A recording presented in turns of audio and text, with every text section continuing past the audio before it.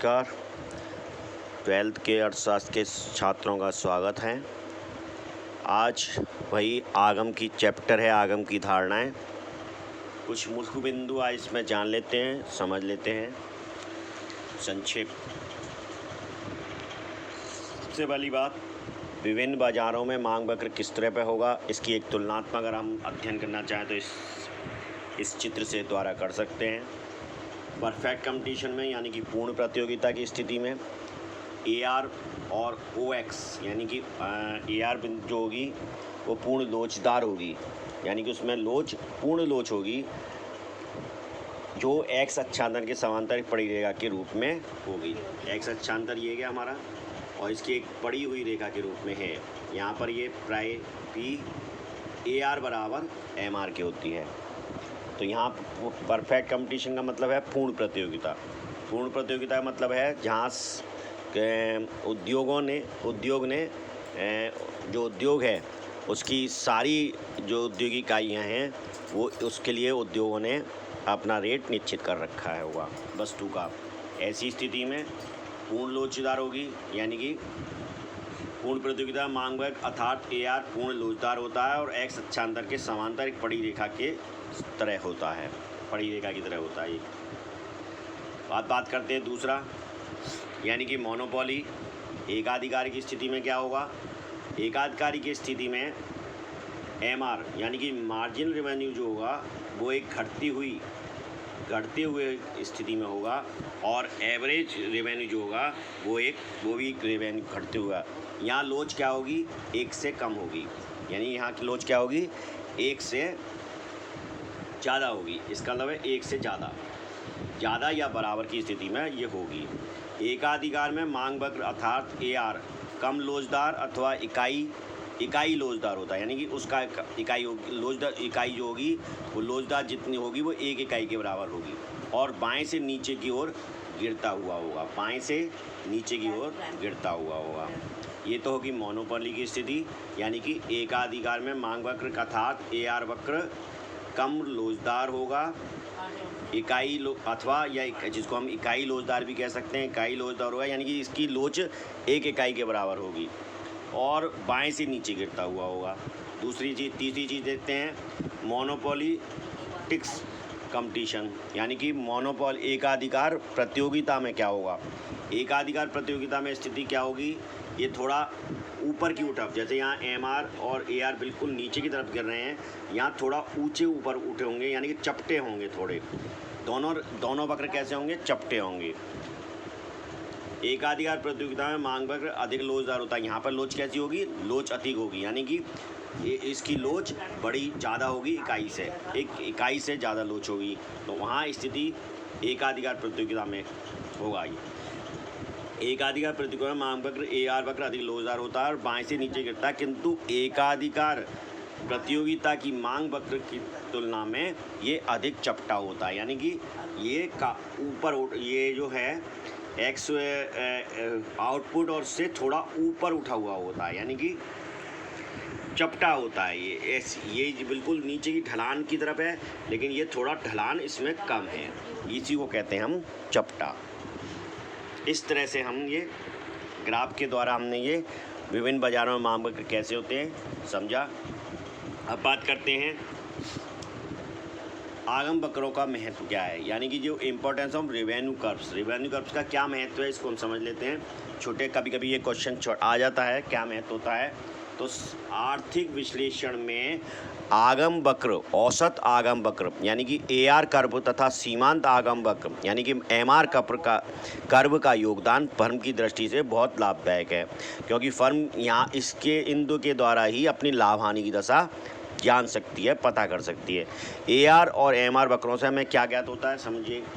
Firm लाभ की स्थिति में है अथवा हानि की स्थिति में, ये हमें पता लग जाता है। कैसे पता लगेगा?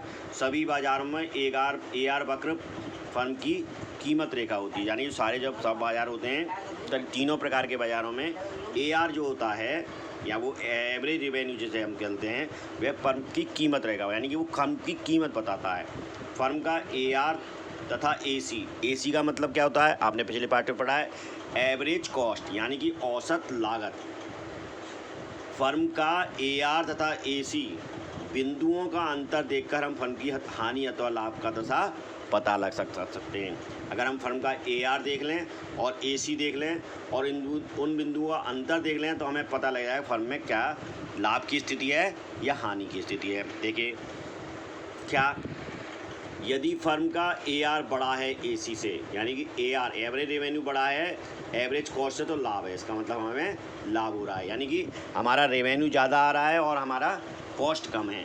दूसरी स्थिति क्या हो सकती है कि AR अगर एवरेज रेवेन्यू कम AC ज़्यादा है, यानी कि ऐसी स्थिति में क्या है, एवरेज कॉस्ट ज़्यादा है और एवरेज रेवेन्यू हमारा कम है, यानी कि एवरेज कॉस्ट बड़ा है AR से, तो हमारी ये इसका मतलब है हानि की दशा है, हमारी फर्म में हानि हो रही है।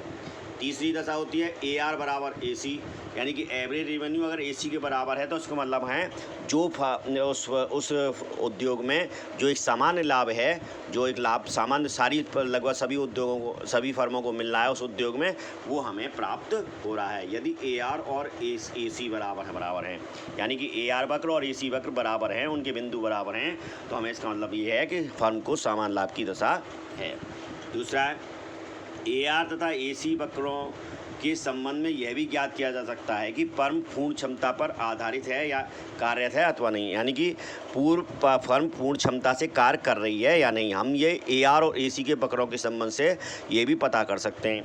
यदि AR वक्र AC वक्र को न्यूनतम बिंदु पर स्पर्श करता है, यानी कि AR वक्र जो है एवरेज रेवेन्यू जो है वो AC के एवरेज कॉस्ट के न्यूनतम बिंदु, यानी कम से बिंदु पर अगर वो स्पर्श करता है, इसका मतलब है यानी कि पूर्ण प्रतियोगिता की स्थिति होगी। कैसी स्थिति होगी? पूर्ण प्रतियोगिता की। तब फर्म पूर्ण क्षमता से काम करेगी, यानी कि हमें मार्जिनल कॉस्ट कम है, हमारी एवरेज कॉस्ट कम है और एवरेज रेवेन्यू ज़्यादा है, तो ऐसी स्थिति में क्या होगा, हमारा AB वक्र AC वक्र को न्यूनतम बिंदु पर स्पर्श करेगा, इसका मतलब हमारी फर्म पूर्ण क्षमता से काम कर रही है। अन्य दशाओं में क्या होगा, पूर्ण क्षमता से काम नहीं कर रही है ऐसी फर्म हमारी। अगर ऐसी स्थिति नहीं है, यानी कि वो AR वक्र AC वक्र को न्यूनतम बिंदु पर स्पर्श नहीं कर रहा है, तो इसका मतलब है हमारी जो फर्म है वो पूर्ण क्षमता से काम नहीं कर पा रही। इसके बाद बात करते हैं फर्म के अनुसंतुलन बिंदु निर्धारण में। MR वक्र महत्वपूर्ण भूमिका निभाता है। फर्म का लाभ उस बिंदु पर अधिकतम होता है। फर्म के संतुलन बिंदु पर निर्धारण में अगर हम फर्म का कहाँ संतुलन, यानी कि जहाँ उसे ज़्यादा से ज़्यादा प्रॉफिट हो रहा है और कम से कम यानी कि फर्म का पूर्ण प्रयोग भी हो रहा है और अधिकतम लाभ प्राप्त हो रहा है, तो ऐसी स्थिति भी हमें फर्म के संतुलन बिंदु निर्धारण में MR वक्र के द्वारा हम ये प्राप्त कर सकते हैं। फर्म का लाभ उस बिंदु पर अधिकतम, क्योंकि उस बिंदु पर फर्म का लाभ क्या होगा, अधिकतम होगा, यानी कि वो फर्म पूर्ण क्षमता से काम कर रही होगी। तो ऐसी स्थिति में क्या होगा, MR बराबर MC, यानी कि मार्जिन रेवेन्यू बराबर होगी, जो मार्जिन रेवेन्यू का जो वक्र होगा वो MC के बराबर होगी, यानी मार्जिनल कॉस्ट के बराबर होगी।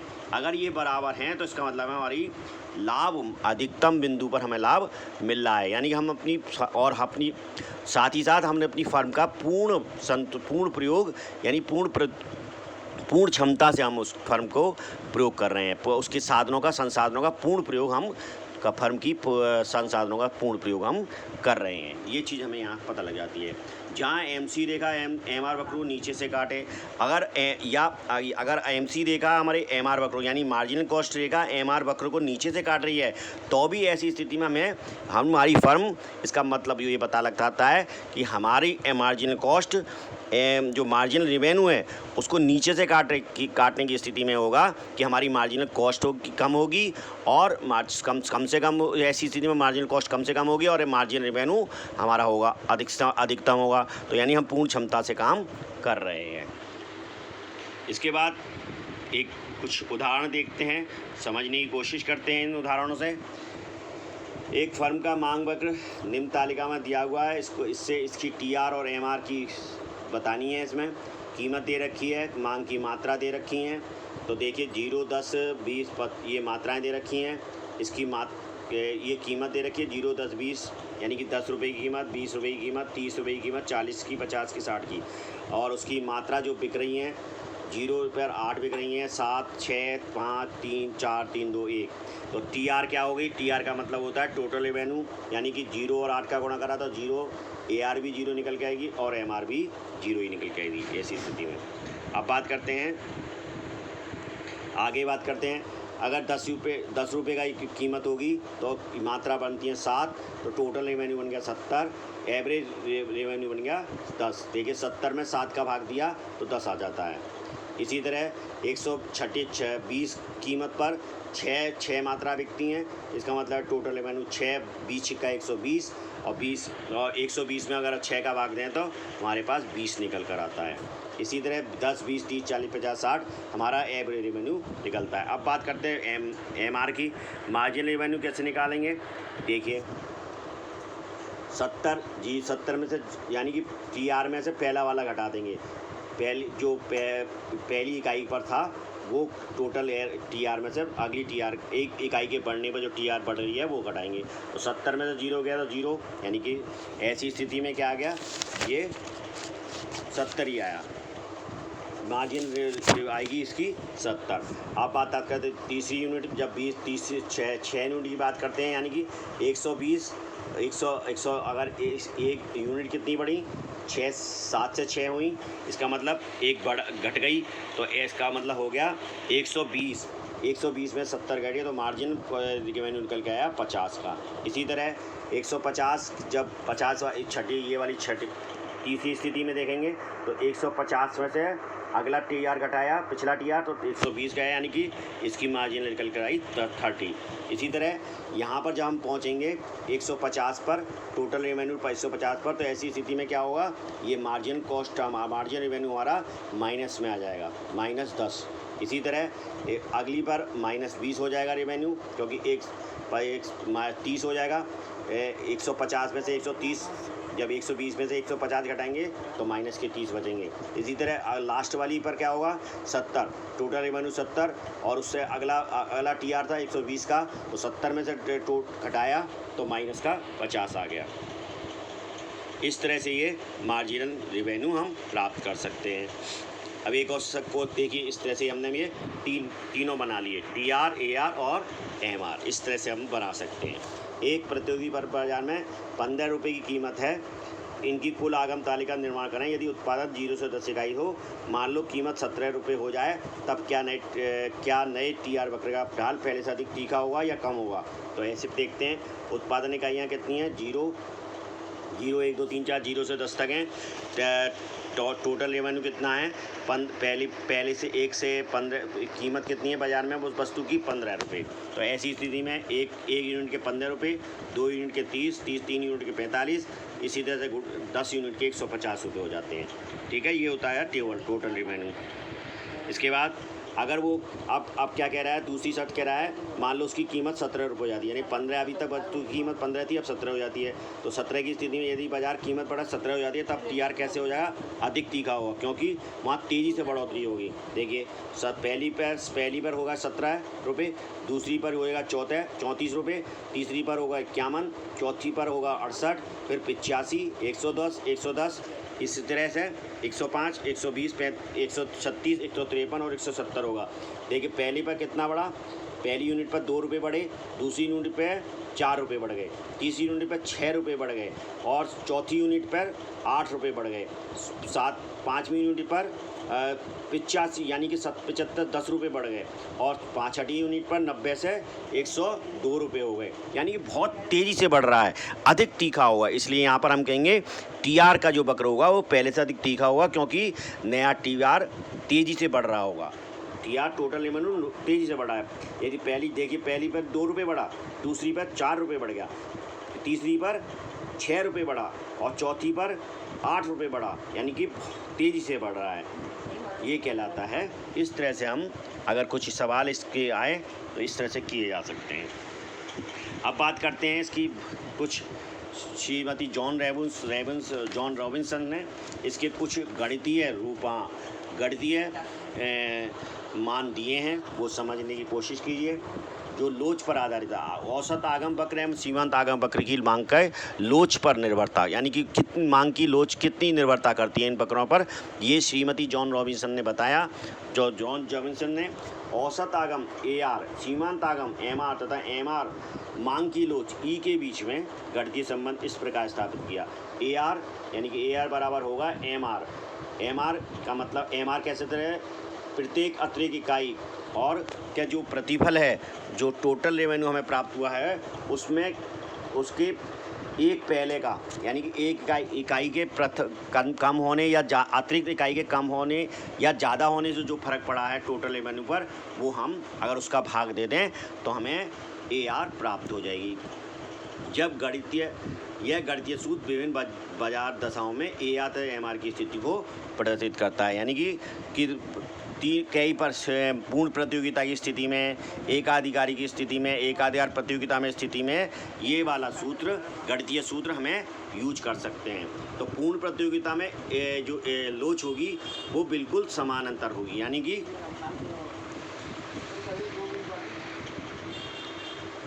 पूर्ण प्रतियोगिता में जो लोच होगी वो समानांतर होगी। तो तब हम क्या कह सकते हैं, AR बराबर MR, यानी कि इलेक्ट्रिसिटी बटे इलेक्ट्रिसिटी -1, या MR को हम कर सकते हैं समानांतर -1।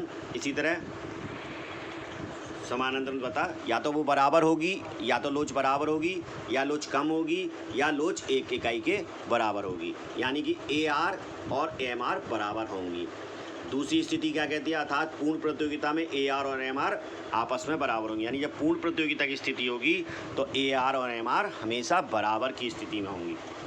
एकाधिकार एवं एकाधिकार प्रतियोगिता की स्थिति में क्या होगा, इलेक्ट्रिसिटी यानी कि लोच एक से कम होगी, यानी कि एक से इलेक्ट्रिसिटी बड़ी होगी, एक से इलेक्ट्रिसिटी बड़ी ग्रेटर देन 1 माना, तो हम यहाँ मान दें E को E बराबर, यानी कि लोच को, इलेक्ट्रिसिटी को 2 मानते हैं। तो ऐसी स्थिति में क्या होगा, AR बराबर होता है MR बटे E प्लस 1, यानी कि सीमांत को हम कैसे निकालते हैं, एक अतिरिक्त इकाई से जो कुल रेवेन्यू में जो फ़र्क आता है उसको हम यहाँ प्रदर्शित कर, वो हमारा MR निकल कर आता है।